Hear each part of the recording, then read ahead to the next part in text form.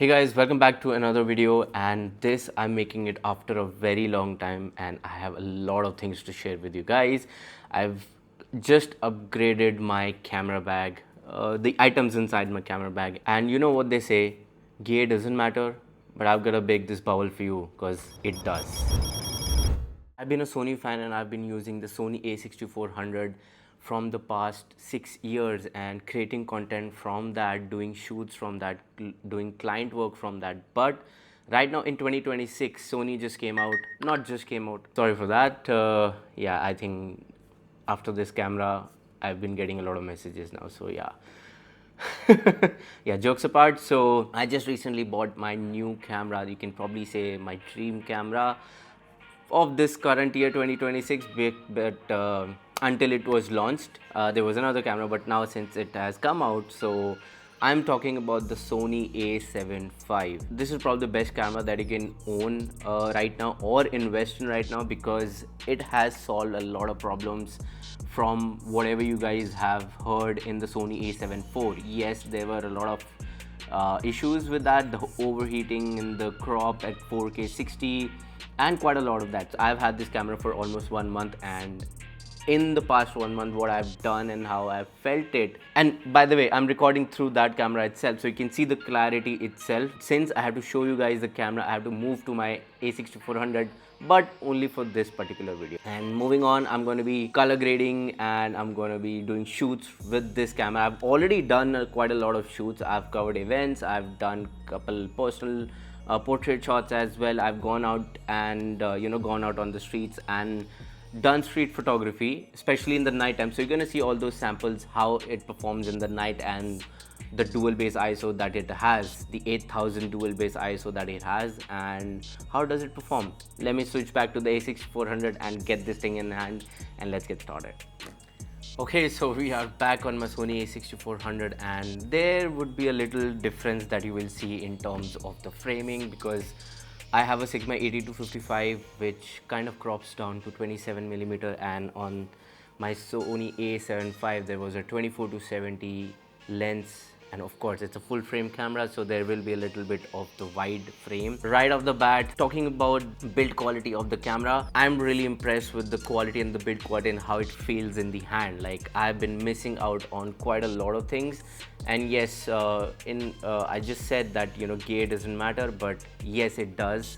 There's a fine thin line that people don't talk about it, yet there is. The difference is when you're trying to do something professional and you're trying to do things for your client, there your gear matters, because the kind of video that you're trying to produce will require certain types of gears and certain types of cameras, and the quality that you are looking out for. Let me give you a little gist of what the specs are. So it's got a 33 megapixel new generation partially stacked sensor. This is probably something new that they have done differently from the A7 IV, and I think it performs pretty well. And also the new feature that they have added is quite amazing, which is a pre-capture that generally comes in the Sony A1 Mark II, those high level cameras which are pretty way above anyone's budget when they're starting out, but they put that feature in this camera. How cool is that? If you are into sports photography, and even if you want to do your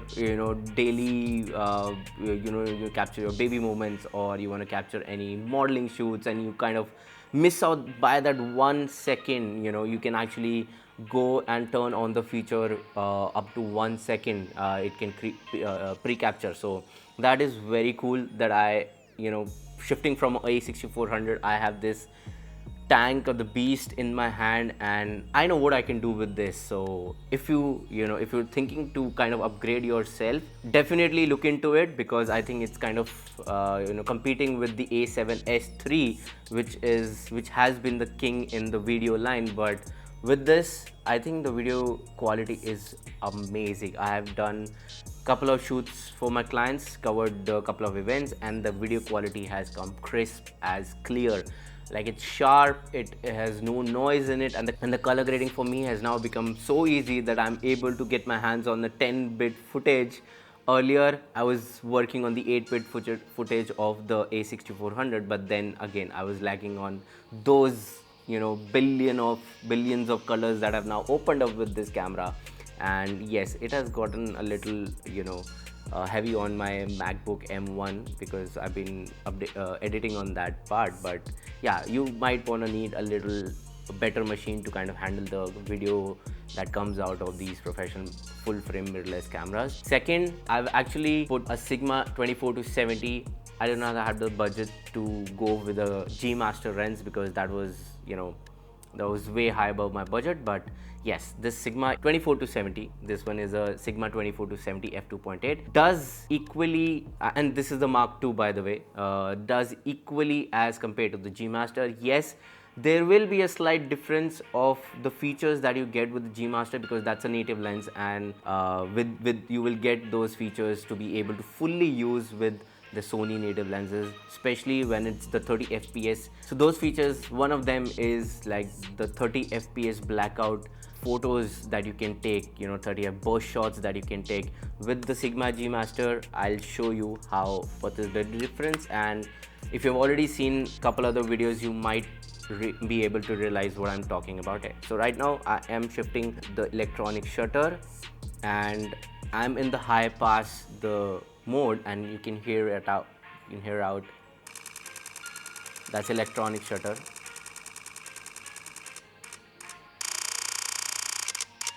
Yeah, there is this buffer that after 30 frames it kind of slows down because I don't have the CF Express card put into it. By the way, this has two card slots. One is the hybrid card slot and one is the normal card slot.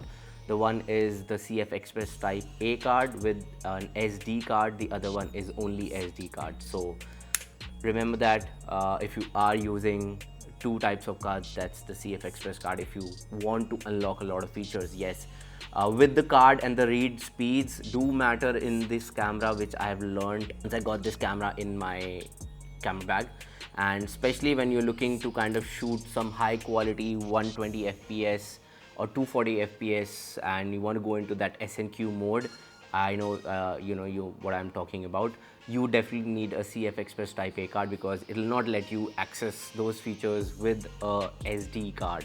So be mindful of that. Talking about the autofocus, they have included the autofocus to now. Earlier it was only to humans and some certain objects. Now they have included cars, trains, insects, animals, human of course, and then there is an auto mode wherein it automatically detects which focus, what do you want to focus on. But I think I keep it on auto and sometimes I put it on human so that it does not kind of select any other animal, or if there's any other animal in the scene, it kind of does not detect there's an animal and it kind of defocuses my human part of it. So yeah, it's better to always choose because you are directing the camera that you need to focus on the human and not the animal that is come out of nowhere in your frame. So be sure of that. The next thing is the highly most talked about feature that they have come out with is the 4K 60 fps uncropped version. But to do that you need to turn off the 4K angle priority view, because I think Sony just, why did they combine this feature with that? Because if you turn this off, the 4K angle priority feature, you will see a little bit of crop in that, and now you have which is kind of okay, and doesn't matter the 4K angle of view priority, and you can definitely keep it on and reduce that crop, which is amazing. Like for slow motions, I think 60 fps is quite good enough. You don't have to go to 120 fps all the time because that is a very specific kind of video that you are trying to shoot, and you can always shoot it in a crop mode, and because you're actually kind of shooting the motion and not the scene, so that doesn't matter. So I'm okay with that. For normal 4K 60 fps videos, I'm at least able to shoot in the full frame sensor, everything. So to test it out, I've been doing it for almost a month now, and I took it out in the night time, and you can see the photos, the night photos that I took with it. There were some panning shots. I even bumped up the ISO to 2000 and wanted to check how would it perform, how does the noise reduction perform of this camera. They do have a noise reduction built in the camera, but I keep it off because I can do it later in the post-production in the Lightroom softwares or anywhere else, but you do get that option in the camera itself, but I prefer to keep it off. The photos turned out pretty nice. They were crisp, sharp, and with that 33 megapixel is partially stacked sensor, it takes amazing photos. It also and that sensor is combined with the Bion's XR2 processor and also an AI processor that works together to give you that crisp, sharp photos even in the night time. Not about the daytime. I haven't gone in the daytime much because I was shooting indoors, and I've yet to discover and test it out what it can do in the daytime, not nighttime. Right now, what you're seeing is the sample of me increasing the ISOs to see how it performs in the video, and you can see right now how does the video perform right now when I'm trying to increase the ISO and taking up to whatever the 12,800 ISO and the max limit of this camera can take you to. How does the noise gets handled by this camera in the night time? So I haven't used the Sony A7V, but definitely I've seen the reviews of others and they're saying that this could kind of beat the A7S3's performance, especially in the night time. But yes, of course, A7S3 is video centric camera, and this is a hybrid camera. It can do photos and it can do videos. So if you are a hybrid shooter, and you can definitely look into this. Not to forget, it has got this beautiful fully articulated touch screen, and you can technically take it from any angle. You can turn it upside down, you can rotate it to 360 and use it as a vlogging setup, and something that is not there in the A7 IV as well, but they've did it with this camera, and I'm sure Sony is gonna do the same thing for the upcoming every other camera, because this kind of is really cool. Like I can turn my screen anywhere, upside down, round and round. So yeah, that is one thing. Onto the left side, what we can see is one HDMI port for all your live streaming, everything that you can do with the camera. There's an full HDMI port, and there is this mic port on top of it. Going down below, there is audio jack for putting up your headphones if you wanna do video recording and then go with it. With this, you get two Type-C ports. Both of them can be used for data transfers, but the one that is on top has the fastest speed. If you want to do your connection with your phone or any monitor, you can definitely check this out, use this. Alright, coming down to the end of this video, this was my first impression, so I'm not gonna deep dive into the lot of features, like detailed ones, but I will be making more videos on this. I'm gonna take it out on a street photography. Right now the weather outside is really humid, and I don't want to spoil my camera, even though it's weather sealed and everything is all cool, but still it's humid. And going down from this AC, air conditioned, where it's cool, and then suddenly you go out, the lenses and the sensors do fog up. It has happened with my Sony A6400 quite a lot out here in the Dubai weather, but I'm gonna take it out in the daytime soon, and I'm gonna make a video out of it, like how it performs in the street. One thing that everybody is hating about this camera is, I wouldn't say a hate, but this one feature